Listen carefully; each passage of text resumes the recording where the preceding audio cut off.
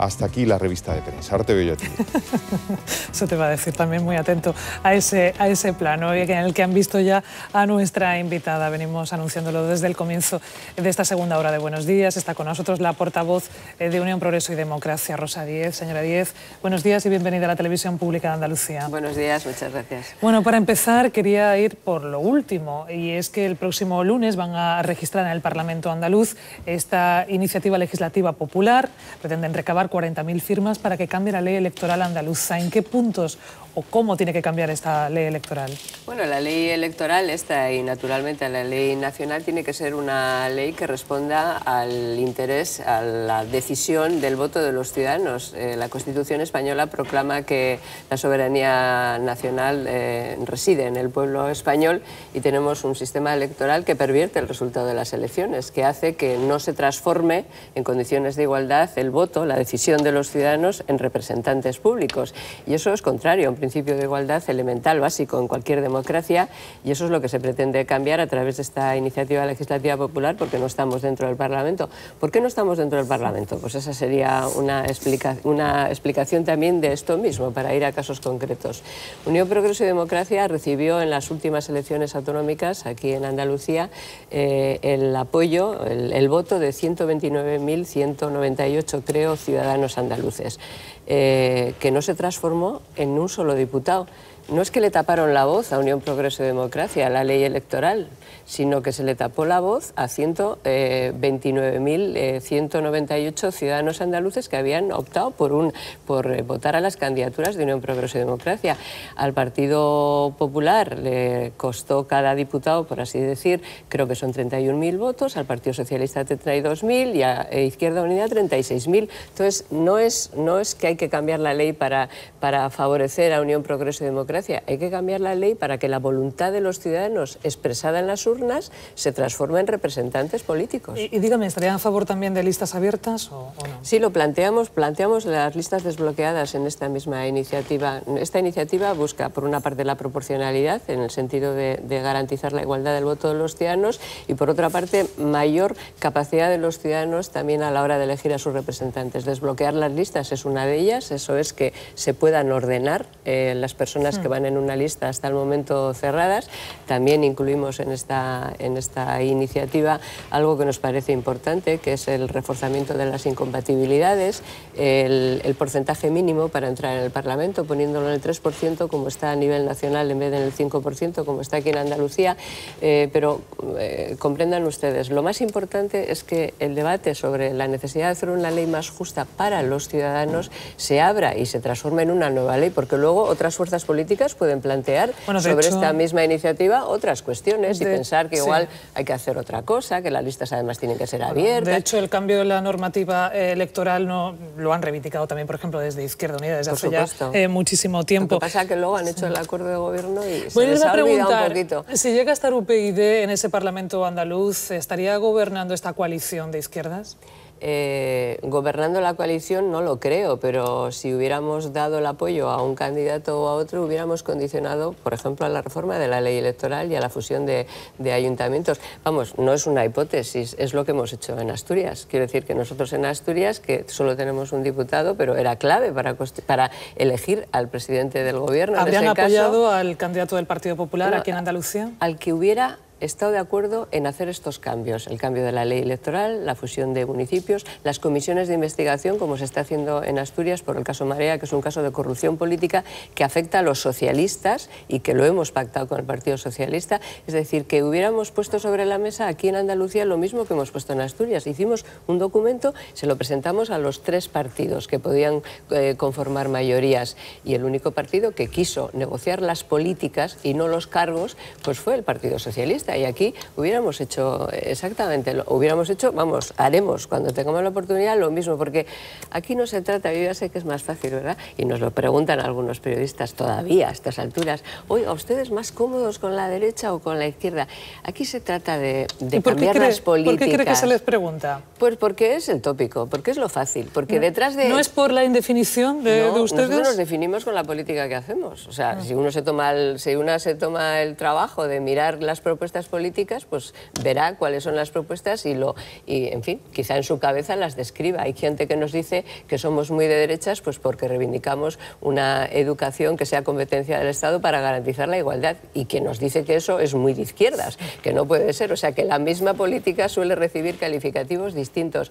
Pero yo creo que lo importante es que cambiemos. La regeneración de la democrática significa darle más valor a las políticas que a las siglas. En fin, darle más valor a la política concreta y a las consecuencias de esa política que al adjetivo con el que tú te quieras titular. Ya sé que hay gente que dice, que cree, por ejemplo, que la izquierda es lo mejor del mundo mundial, perdónenme la expresión coloquial, y dice, bueno, yo soy de izquierdas, entonces ya se siente como protegida. O el que piensa que ser de derechas o ser liberal es lo mejor, y yo soy liberal. No, mire, yo quiero hacer esto, y ¿quiere usted hacerlo conmigo? Dice, pues no, pues entonces no lo hacemos. O sea, que no es la pareja de baile, que es la música. Que, oiga, y la música es la política. Esta es la política que hay que hacer. Usted era de izquierdas, de todas maneras. Yo soy socialdemócrata. Yo soy una socialdemócrata clásica, y lo era cuando el Partido Socialista era marxista, pero Unión, Progreso y Democracia es mucho más que eso, que lo que soy yo. Cuénteme, soy una socialdemócrata. Cuénteme, esto del federalismo cooperativo, ¿en qué consistiría exactamente? ¿Estaríamos hablando de una España con estados federales, pero con unas competencias en cada estado muy determinadas? ¿Qué sería bueno, el federalismo cooperativo, para compararlo con algún país de nuestro entorno, y también, aunque sea muy de trazo grueso, podría ser algo similar a lo de Alemania, para que nos comparemos, para que comparar con algo que conocemos. Mientras que el federalismo competitivo es el norteamericano, por ejemplo, que por su tamaño de país puede permitírselo, pues el federalismo cooperativo que es lo que nosotros defendemos, tampoco vamos a quedarnos en los adjetivos. Nosotros, ¿qué es lo que planteamos? Planteamos una reforma de la Constitución con una alta descentralización política.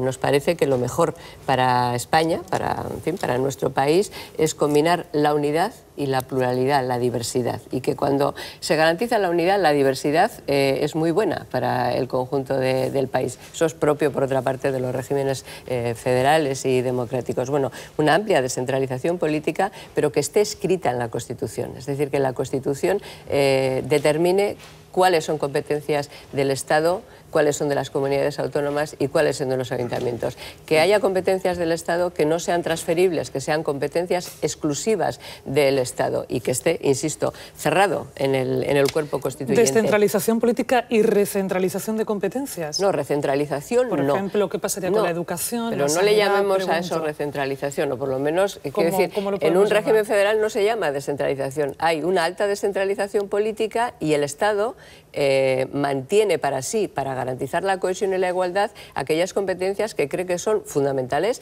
para que aquellos derechos que se proclaman para todos los ciudadanos de ese país, quien los proclama, que es el Gobierno central y el Parlamento Nacional, tenga instrumentos para hacerlos efectivos.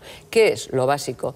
Lo básico en sanidad, lo básico en educación, en derechos sociales, aparte de la política exterior, la política internacional.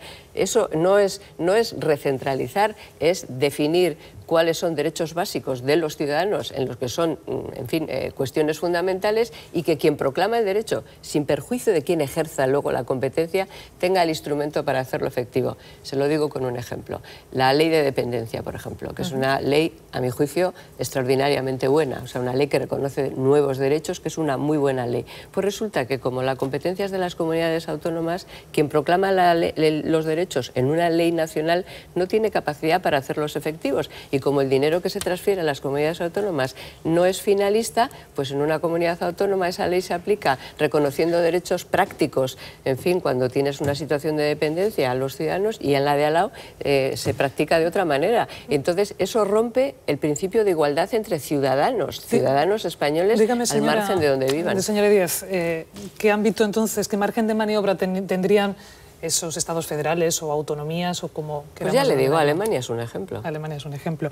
No, Alemania es un mal ejemplo para muchas cosas. Bueno, sí, bueno, pero desde este punto de vista, nosotros que nos parece un ejemplo, ya le digo, nada es automático, es decir, no se trata del modelo alemán, no, oiga, el modelo alemán, pues por fijarnos en un ejemplo. Oiga, en España, con el Estado de las Autonomías, la descentralización política es 10 puntos superior a la alemana, O sea, quiero decirle que nosotros no le llamamos Estado federal a esto, con razón, porque en España el problema que tenemos, a nuestro juicio, es que en España conviven tres modelos a la vez: el modelo federal, el modelo, que es el Estado de las autonomías, de altísima descentralización política, el modelo confederal, que es el bilateral, el que se establece primero Navarra, País Vasco con el Gobierno de la Nación y ahora estatutos de segunda generación, y el modelo centralista definido y diseñado en las Cortes de Cádiz, que es la provincia y el municipio, que pervive. Claro, esos tres modelos es que son insostenibles. O sea, elija usted uno, el que quiera, pero uno. Quería preguntarle por dos cosas concretas, señora Díez. El tema de la subasta de medicamentos aquí en Andalucía. ¿Usted se muestra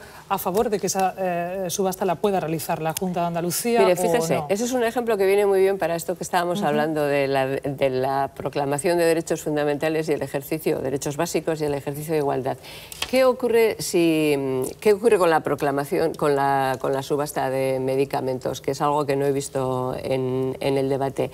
Que los medicamentos que están fuera del catálogo no entran en subasta. Entonces, si una comunidad autónoma decide que en el catálogo están 12 medicamentos, pero a nivel nacional el catálogo básico es de 20 medicamentos, como esos no entran, los que la comunidad autónoma, si tiene la competencia, no entran en la subasta siquiera, no se pueden dispensar en el sistema público en esa comunidad autónoma, porque los otros, que sí entran en la subasta a nivel nacional y que sí pueden, si se hiciera subasta, que no eso le iba a decir, porque de momento si no hay subasta, ahí ni entran ni salen, si se hiciera subasta, ya. sí pueden ser dispensados en el sistema público en otras comunidades del entorno o a nivel nacional, pues los ciudadanos que lo tienen restringido porque es legislación de su propia comunidad, habría medicamentos a los que no tendrían acceso. ¿Cuál es nuestra posición? Hay que definir una cartera básica de medicamentos que estén a disposición de ser dispensados en todo el sistema público, en todo el sistema concertado, a nivel de los servicios públicos, en toda España, y luego articular el mejor sistema para que esos medicamentos lleguen en las mejores condiciones, también de precio, a todos los españoles. Pero lo lamentable de este debate es que tenemos una comunidad autónoma que hace ya la subasta, que no ha mostrado, por lo menos yo no lo conozco y lo he pedido, un informe de viabilidad y en el que se evalúe los buenos resultados de esa subasta, y un gobierno de la nación que ha decidido retirar la competencia antes de demostrar o antes de decidir que va a haber subasta nacional y que, o por lo menos catálogo básico nacional, para que ninguna comunidad autónoma, si tiene finalmente la competencia de hacer la subasta, pueda subastar menos medicamentos que aquellos que están garantizados para todos los españoles. No se está haciendo la subasta y la comunidad andaluza sí ha dicho pues cuánto se ahorraría con esta subasta. En cualquier caso, y muy brevemente, porque quiero escuchar aquí al resto de compañeros en la mesa para que le pregunten, señora Díez, con el tema de las televisiones autonómicas, ¿cuál sería la postura de UPyD? Así en general. Sí, ¿qué haría con las televisiones yo no creo que las televisiones... ¿Quieren que sigan, que no sigan? ¿Habría que recortar? A ver, yo creo que hay que evaluarlas en cada una de las comunidades autónomas, y fíjense que estoy en una de ellas, y que si hay que hacer recortes, hay que recortar antes en televisiones y en radios públicas que en hospitales, por ejemplo. Bueno, pues vamos a escuchar al resto de compañeros en la mesa. Señora Díez, Román Orozco. No es que ha dejado muchas preguntas en la mesa, yo tenía una preparada, pero ya que habla de las televisiones públicas, ¿usted no cree en los servicios públicos y dentro de los servicios públicos que la información independiente pueda ser desarrollada por un medio público? Sí, yo creo en los servicios públicos, creo en la información pública y creo sobre todo en la información independiente, pero de la misma manera que creo en eso, creo que hay que graduar en términos de prevalencia de qué servicios públicos se puede prescindir o no. Es decir, creo que si tengo que decidir entre cerrar un hospital o cerrar una televisión pública, tengo que cerrar la televisión pública en vez del hospital. Ya sé que es trazo grueso, pero es que es justamente lo que usted me ha planteado, porque creo además que puede haber información independiente sin necesidad de que sea pública. Y creo y sé que muchas veces la información pública no es independiente. Esa es la opinión de los expertos. María Dolores. Bueno, hay expertos para todo, como usted muy bien sabe, entre otras cosas porque a los expertos también se les paga. María Dolores Tortosa. No tienen representación parlamentaria en Andalucía, pero sí la tienen en el Congreso de la Nación. Y mi pregunta es, ¿qué iniciativas sobre Andalucía ha llevado su formación política? Porque a veces se ha debatido en el Congreso sobre Andalucía también. No, es que, mira, el Congreso de los diputados que estamos allí representamos la soberanía nacional. Es una cosa que a veces suele resultar difícil de entender. Entonces, cada una de las iniciativas que allí se debaten afectan a Andalucía. Es decir, si hacemos un debate sobre la ley de transparencia, pongamos un ejemplo, eso afecta a Andalucía. Si hacemos un debate sobre la independencia de los órganos de dirección de las cajas de ahorros y del sistema financiero, eso afecta a Andalucía. Si hacemos un debate sobre el déficit a la carta, eso afecta a Andalucía. La reforma laboral afecta a Andalucía. Es decir, todo lo que hacemos a nivel nacional afecta particular y directamente a Andalucía. Yo no defiendo en el Congreso de los Diputados a los ciudadanos de Madrid y he sido elegida en una lista por la circunscripción de Madrid. No represento a los ciudadanos de Madrid porque para eso tienen un Parlamento a nivel de Madrid y aquí hay un Parlamento autonómico para defender desde Andalucía lo que se considera que son las competencias de los andaluces residenciados en el Parlamento andaluz, aquellas que corresponden. Todas las cuestiones que nosotros hemos defendido en el Parlamento Nacional afectan a Andalucía, todas. Le he citado alguna de ellas, pero, en fin, si hablo de educación le diría lo mismo, si hablo de sanidad le diría lo mismo. Pues cuando nos hemos opuesto, por ejemplo, al último decreto, a la regulación sanitaria de este gobierno, estamos oponiéndonos a algo que afecta directísimamente a los ciudadanos andaluces. Y no hay que levantar la bandera de Andalucía, ni la del País Vasco, que yo soy vasca, para estar defendiendo el interés de todos los ciudadanos. Por eso hay parlamentos autonómicos, para que cada cual ejerza sus funciones allá donde está. Muy brevemente, señora Díez, quería preguntarle por el tema de la ley de transparencia, porque UPyD es partidaria de que todas las instituciones estén dentro de esa ley. Sometidas a la ley de transparencia, efectivamente. Sí. ¿También la Iglesia Católica? También, claro. Así de concreta era la pregunta. La Paco, católica sí. Y las otras, las si iglesias. reciben subvenciones. Paco Jiménez Alemán. Yo muy brevemente, ¿se sumará UPyD al pacto entre Rajoy y Rubalcaba en materia económica ante Europa? No conozco ningún pacto entre Rajoy y Rubalcaba en materia económica. Lo que conozco es la propaganda. Están negociándolo. Ya, bueno, una cosa que están negociando a oscuras en un despacho no es un pacto y tiene muy poco que ver con esa proclama de la transparencia. Oiga, la transparencia y la democracia significa debate público, debate en la red pública. Público. Y entonces un debate sobre la posición española en el Parlamento Europeo o ante las instancias europeas requeriría que se hiciera en España lo que se hace, por ejemplo, en Alemania, que es que antes de ir la señora Merkel a una reunión en Bruselas, hay un debate en el Parlamento y allí se escucha la posición de todo el mundo. Por cierto, es lo que le pedimos hace una semana al presidente del Gobierno. Entonces, a mí, esto que están pergeñando a oscuras en un despacho para hacerse después una foto, me parece que es un fraude. Es una perversión a lo que es un acuerdo político que ha de ser, por naturaleza, un acuerdo público. Pepe Fernández. Señor Díez, usted representa la cuarta fuerza política en Andalucía.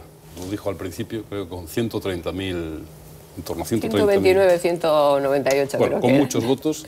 La quinta fuerza es el Partido Andalucista, que, por ejemplo, sí ha sido invitado al Pacto por Andalucía. Me gustaría saber qué opina exactamente que se les margine sistemáticamente. Y una pregunta. En Andalucía, y lo digo porque UPyD se está destacando por ejemplo, llevar a Bankia ante los tribunales, en Andalucía se están produciendo casos de corrupción que, desgraciadamente, estamos todos los días en portada nacional de los medios. A mí me gustaría preguntarle por qué un perfil tan bajo en Andalucía de UPyD en torno a los temas de corrupción. ¿Se sienten ustedes amordazados? ¿Quién les amordaza? ¿Por qué no se les invita al Pacto por Andalucía? ¿Se le tiene miedo a UPyD en Andalucía? Y voy a robar cierta brevedad a Rosa. Sí, ¿por qué no Díez? se nos Tenemos poco invita al tiempo. pacto? Hombre, ya hemos planteado, ¿no?, nuestra queja formal, ¿no? Yo creo que, no sé si nos tienen miedo o no, pero en todo caso tienen muy poco respeto por la pluralidad política y por lo que representamos, que los ciudadanos han querido que representemos. O sea, es algo absolutamente impresentable en términos democráticos, ¿no? Yo creo que no querer escucharnos es no querer escuchar a los 129.000 ciudadanos que nos votaron. Debe de ser que entre ellos se entienden en el código que hablan y las cosas que saben que pueden... ¿Y por qué está tan callado UPyD en Andalucía? Bueno, y luego lo de por qué aquí no hacemos lo que estamos haciendo con Bankia, por ejemplo, ¿no?, en temas de corrupción, es que no damos abasto, si quiere que le diga la verdad. Es muy probable que iniciemos un procedimiento judicial también que afecta directamente, en fin, algunos casos de corrupción en Andalucía en las próximas semanas. Pero ¿alguna caja de ahorros? Probablemente. Es Gracias. que de verdad no damos abasto, porque usted sabe lo que significa para un partido del tamaño del nuestro tener dos querellas en la Audiencia Nacional, una por Bankia y otra que todavía no ha sido admitida, que espero que sea pronto por el tema de preferentes. Usted sabe lo que eso es una querella que hace un compañero del partido que es abogado y que está en la dirección del partido y que la hace solo, o sea, en fin, absolutamente solo. No solo lo que nos cuesta en términos económicos, que hemos gastado ya, pues sí, por supuesto, honorarios no, porque no le pagamos, pero en avales más de 40.000 euros para un partido de nuestro tamaño, eso es mucho dinero. Es que no damos materialmente, no tenemos tiempo, o sea, no damos abasto, no podríamos estar, no podemos, pero creo que, en fin, que entraremos, desgraciadamente, porque nos gustaría no tener que entrar, porque eso sí que es la competencia del fiscal general del Estado. Es decir, que cuando entramos es porque no nos queda otro remedio, porque no lo ha hecho quien lo debiera hacer. Pues hablando de falta de tiempo, no nos queda más para seguir esta conversación. Gracias, Rosa Díez, portavoz de Unión, Progreso y Democracia, por haber estado estos minutos aquí en la Televisión Pública de Andalucía. Muchas gracias, muy amable. Gracias, Román, María Dolores, Paco y Pepe. Que tengáis un buen fin de semana y hasta el Igualmente. próximo día en esta mesa. Vamos ya con el resumen informativo. Carlos.